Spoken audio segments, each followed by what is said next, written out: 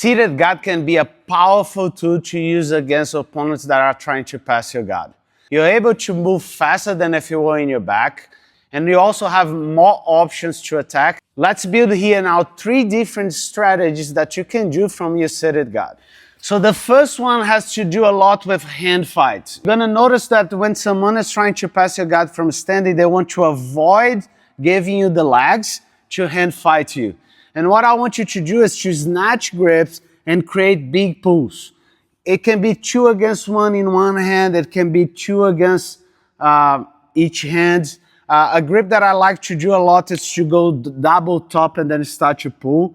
And what's gonna happen once you start to pull them, they're gonna start to lean back. And this is the reaction that we want, to go double Ko-uchi on the inside and push them back, okay? So again, I'm gonna be pulling any shape or form. 2-on-1s work really good, and then I'm gonna double Ko-uchi him. So I have to catch him by surprise at the same time here, and I can push either on the hand, but I can also push on the knees.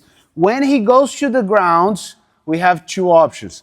We can start to come up and get top position, but it's also a very good option to start to get into the legs, into single leg X, into high steam straight away to other positions. But you kind of have a dilemma there that you can play with your opponent.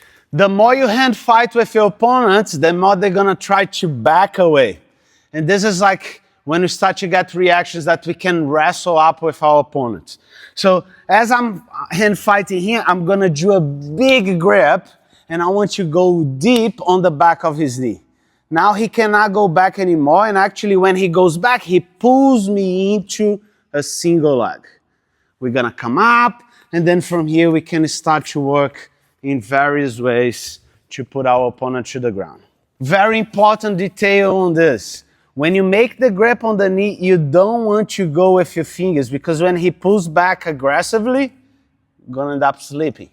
What we want is to really hit that grip over there. And with my legs, I want to be in a get up position in such a way that when I drive, I block him to keep on going with my knee. Now I can come up with the single, and we can apply whatever finish for the single works best for you. On the third one, we're gonna get into the legs with the false rip. So remember that on the previous one for the wrestle up, we want that grip on the inside. For this one, we want the grip on the outside, okay? And now from here, I'm gonna start to feed like if I was going to a reverse de la riva. But instead, I'm gonna create a little bit of an inversion to feed my feet through. And I really want Jared pulsing the hands on the leg like he did here.